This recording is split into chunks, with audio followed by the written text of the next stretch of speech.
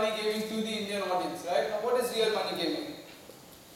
Every game universally is categorized in one of two categories, a game of skill or a game of chance, right? A game of chance is one in which the outcome of the event is out of your control. It is an extrinsic event that determines the outcome. A game of skill, as you know, is one, the outcome of which you control, your skill controls, right? Chess, football, cricket, all games of skill. Teen patti, poker, flush, all games of chance, right? Now, what does real money gaming mean here, right? It means, so the law and everyone else, right, in the world says that if you wager money on a game of chance, that is gambling. And gambling is illegal in this country and many, many other countries. In some countries it is regulated, like in Europe, right? But wagering money on a game of skill is legitimate. It's like entering a football tournament where all of you are putting in 100 rupees with your teams, and then the winning team takes that money out because they won that pot, right? In 1967, the Supreme Court of India ruled that Rummy was a game of skill. So we can actually offer Rummy for real money to the Indian audience, and that is exactly the idea we had. That is what we started out to do, and that is why I came down here in 2006. So that's about games 24/7, right? We are a very data-driven company. You will not hear in our company, or at least this is a culture that I have built and Thambi has built. Thambi, by the way, short introduction, from IIT Bombay, aerospace engineering, 1999. Like we did like engineering, went to IGIDEA, which is Indira Gandhi Institute for Development Research. It's in Goregaon East actually. Studied there for a couple of years and then went to NYU to get his Ph.D. in economics, which is where I met him. So the culture that Thambi and I have tried to build in the company is that you will never hear anyone saying, I feel this will work, right? There is no feeling, there is no, let's try this. Yes, we will try things, we believe that things work, but we have to test them, right? Everything is tested. There are A/B experiments done around everything, right? Should the registration form be on the left or on the right? Is the right bonus amount to give out to a player 100 rupees, 150 rupees, 200 rupees? The chunks in which that bonus is released to that player, should they be 20 rupee chunks, 100 rupee chunks? Everything, anything you can think of, we have tested, right? That's what we do, right? We provide awesome game playing experiences through the data that we track and through the intuition that we have, that we believe we have about what it means to provide awesome game playing experiences to players, right? So hopefully I have put that question to rest now, that we're not a Zynga, we're not a Zabak or a casual games, you roll them up. That's not what we do, right? We're very, very serious about what we do. So, let me talk about how this journey started for me, right? The year was 2006, which is when I moved here, but before that, I was getting my Ph.D. in economics at New York University, where I met Thambi. And I started my Ph.D. in 2003. In pretty much 2 to 3 months, I feel that I was in the wrong place, you know, that the PhD wasn't really for me. But the way PhD programs work there, you know, you're on a fellowship, so everything is funded. I was at New York University, which is in downtown Manhattan, so they pay for you to live there, take classes, they pay for all of that. You have to teach a class once in a while, which is okay, right? But basically you have to go to class, come home, and then for those of you that may not know, New York City offers a lot of distractions. So when you're not doing anything, there's enough that you can do. But I knew one thing, right? In 3 months I knew that this was not for me. And you know, the reasons why I got it is another story that itself can take an hour. So I'm not going to go into that. We'll probably discuss that at a later time. But once I knew that this was not for me, right, I am a believer, a true believer in one thing, and this is going to be the first point of my takeaway through this, which is this button right here. Right? I am a firm believer in one, really enjoying what he is doing, right? So do what you enjoy and enjoy what you do. Right? To me that is very important. Arguably when I made that decision that I don't want to do the PhD anymore, right? To begin with, obviously my parents were worried. Their blood pressure was very high, that, you know, this guy. So I studied engineering before I came to the PhD program. I have an engineering degree in EE from Purdue University in the US. very soon I knew I didn't want to do that. So I told my parents, look, this is not for me, you know. And I have to thank them for being very supportive. Yes, they were very nervous, very anxious, but they were very supportive. So I moved from engineering to economics, and then 3 months later when I told them this was not for me, right, they were really, really scared, but they had their faith in me.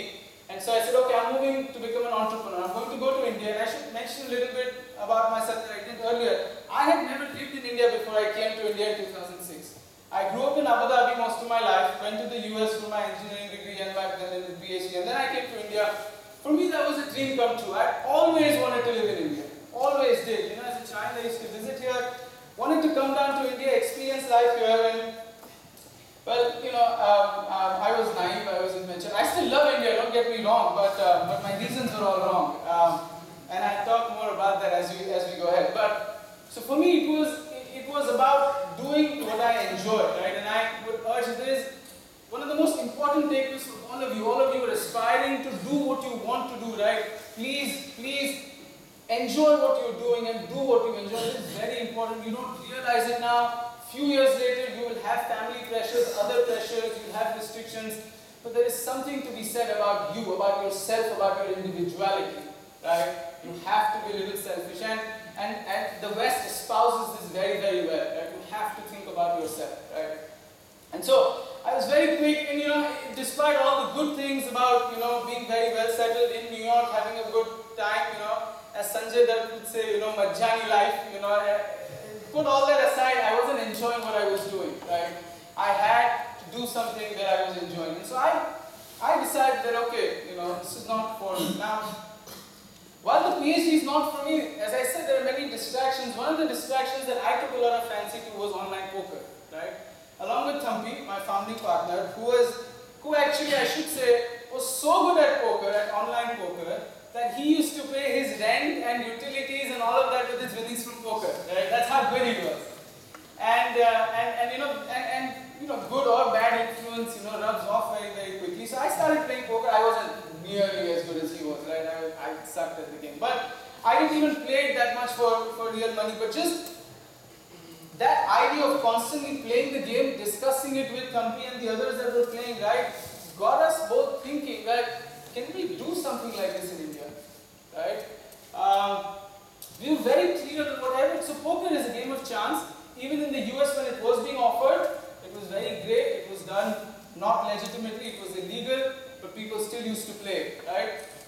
We were very clear about one thing from the onset. That we are not going to do anything that is not legitimate. Like it has to be 100% legal if we're to do it, otherwise we're not doing it, right? And so we started doing what we do best. We started doing some research, right? And we realized that, wait a second, you know, we want to do Indian games that players will enjoy, right? But that will have the kind of thrill that poker has created in the West, right? So what can we do? Lo and behold, there's a game of Rummy, extremely popular, 1967 judgment. It's a game of skill. Yes, let's do it, you know. So for us, it was a no-brainer to do this, right? Now, one of the points that Professor Jaswa made earlier, right, that is it worth dropping out of IIT to do something and all the points that you have to consider, right, before you actually take that decision. I think they're very right, right? But I have a different perspective on that. My perspective on that is that the more you think about something, right, the lesser you will want to do it, right? As they say in Hindi, there is a saying that ज़्यादा सोचने से इरादे कमजोर हो जाते हैं. So you do it and you just take the plunge if you want to. And I think that's very important. So let me reiterate my first point, right? Really, you have to enjoy what you're doing and do what you enjoy, right? And nothing embodies this more than the current situation I'm in, right? So I have a wife and I have a 2-year-old son, right? My son is just growing up. He'll actually turn 2 later this month. A lot of fun to watch him grow, and he learns new things every day, etc., etc. But a large part of me right now is really, really happy that they're not there. And the reason I'm happy is because I can go into work 2 hours early, I can come out of work 2 hours later, not worry about anything. I am really enjoying what I'm doing. And so that's really the first point there. Do what you enjoy and enjoy what you do. It is very, very important, right? The second point that I've also discovered, right? If you've decided you want to do something, take the plunge. Do it, right? Especially for you guys are young. You have nothing to lose, believe me, right? These days, 60s are the new 40s and 30s are the new teens, right? So you guys are still babies. So you can really do whatever you want to do, right? So having said that, the second point, right? Before I make the second point, I want to ask you guys, do you guys know what unicorns are? Unicorns, have you guys heard of unicorns? Some of you are not, right? Has anyone ever seen a unicorn? Raise your hands. Not on TV in real life. Has anyone seen a unicorn? Right. You know why? Because they don't exist. Now you're thinking, where did unicorns come from? Bhavin was talking about games 24/7. I'll tell you where unicorns came from, right? Like unicorns don't exist, neither do part-time entrepreneurs who want to be successful, right? So if you want to be successful, you have to be a full-time entrepreneur. There is no part-time entrepreneur. If someone tells you that, they've seen a unicorn, because there is nothing like that, right? The reason is you're trying to solve such a multi-dimensional problem, all these 9 points that Professor just spoke of, right? You're trying to solve all of those problems at one time that, forget one person doing it, you need multiple people to do it, and then when you only devote half your time to doing that, you're not doing justice to it. You just can't do it, right? You need to be into it full time, right? So returning to so that's my second point. You cannot be a successful part-time entrepreneur, right? Now the third point. So now Thampi and I were like, we have to do online Rummy in India. It's awesome, right?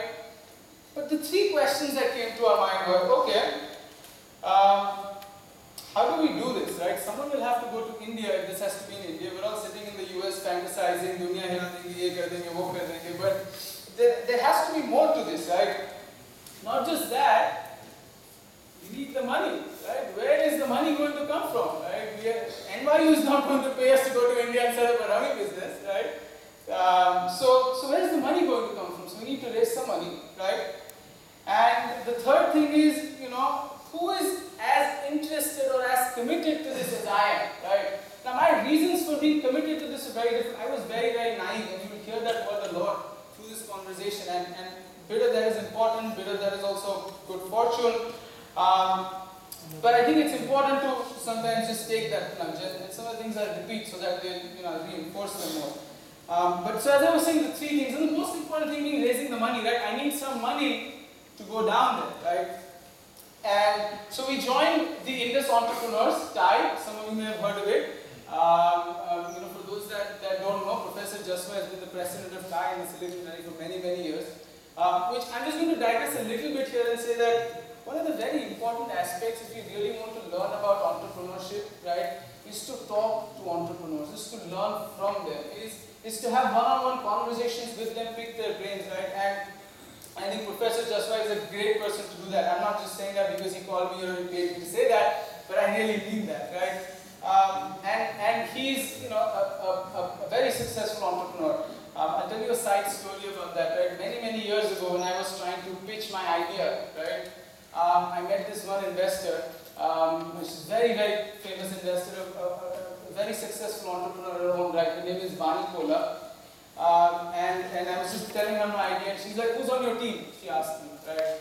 And I said, hey, I'm there, someone, ye, wo, And she's saying, how do you know Raj? And I said, oh, this is how I know him, and all of that. And so here's what she said, and that is the only thing that I took away from that conversation. I think it's important for you guys. She told me that if Raj, which is Professor Jaswa, was on your team, I would close my eyes and sign the check, right? To me, that is a successful entrepreneur, right? Doesn't matter what the business idea, right? If I have this guy on my side, I am going to get whatever money I need to run it, right?